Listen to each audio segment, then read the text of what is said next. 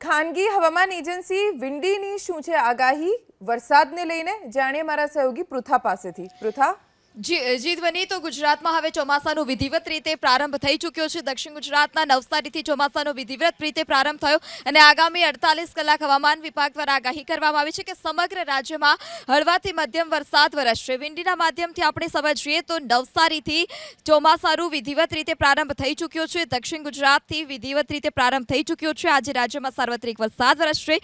જ્યારે આવતીકાલની વાત કરીએ તો 12 જૂને વલસાડ, તાપી સહિત અલગ અલગ વિસ્તારમાં વરસાદની આગાહી કરવામાં આવી છે। એટલે કે જે દક્ષિણ ગુજરાતના ભાગો છે ત્યાં વિધિવત રીતે વરસાદ વરસશે।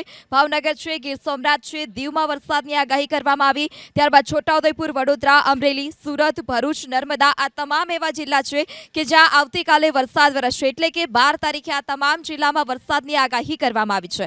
ત્યારબાદ જો 13 તારીખની વાત કરીએ તો 13 જૂને ખેડા, અમદાવાદ, આણંદ, પંચમહાલ, દાહોદ, મહીસાગર, વડોદરા, છોટાઉદેપુર, નર્મદા, ભરૂચ, સુરત, ડાંગ અને નવસારી જિલ્લામાં વરસાદની આગાહી કરવામાં આવી છે। આવી રીતે સાર્વત્રિક વરસાદની આગાહી કરવામાં આવી છે। જ્યારે આજે સમગ્ર જિલ્લામાં વરસાદ વરસશે। 48 કલાક સામાન્ય વરસાદની હવામાન વિભાગે આગાહી કરી છે।